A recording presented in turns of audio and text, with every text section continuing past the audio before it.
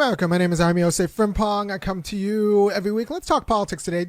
Vice President Kamala Harris and the woman who could be the next president of these United States picked Tim Walz as her vice presidential candidate. Now, Tim Walz is an interesting guy from Minnesota, public school teacher, congressman, a decent white guy.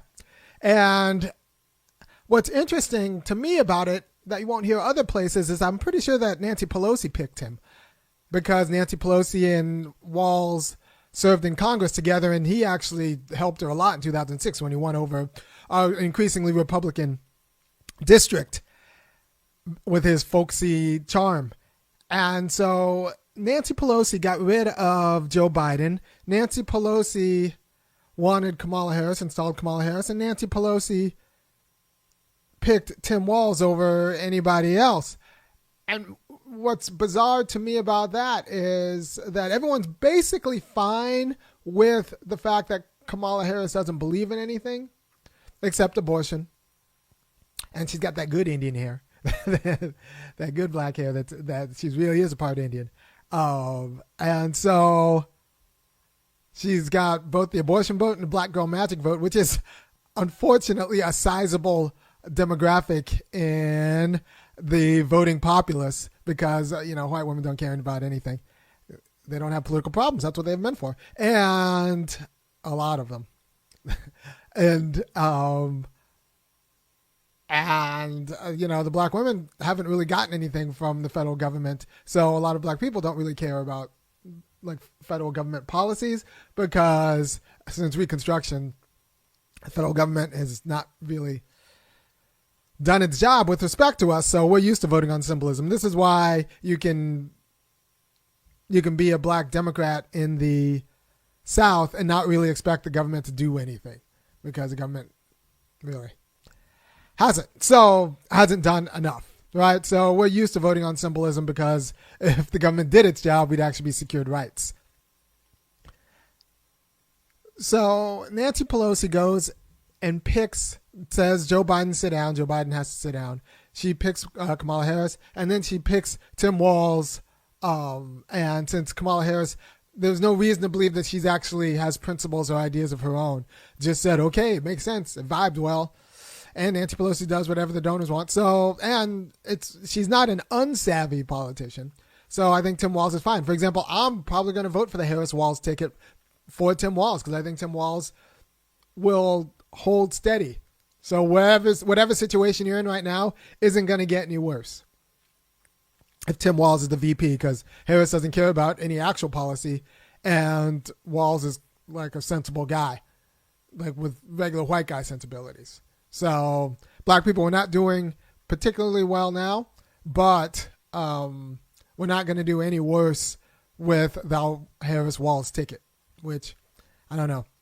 With Trump, we might there's a higher risk and higher reward.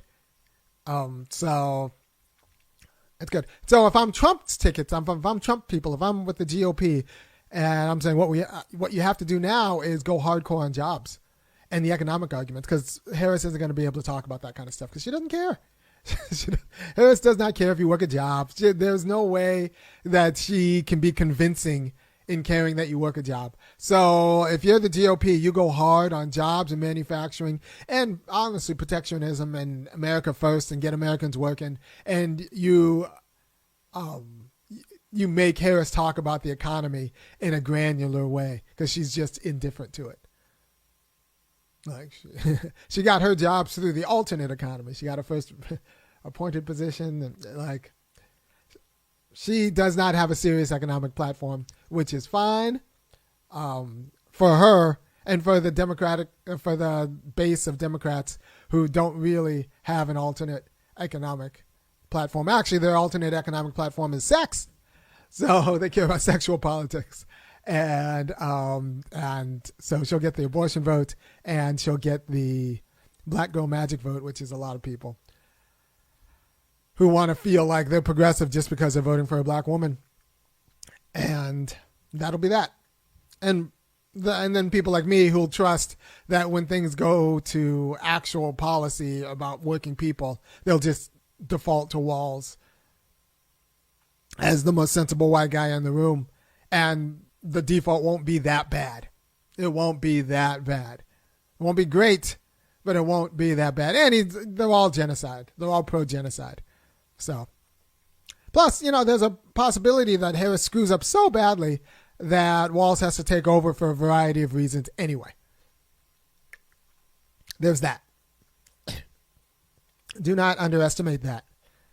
And it'll force the GOP to actually come up with substantive arguments, because you can't just win going against Harris now, because Walz is a sensible backup who there's every reason to believe will be in the room when decisions are made.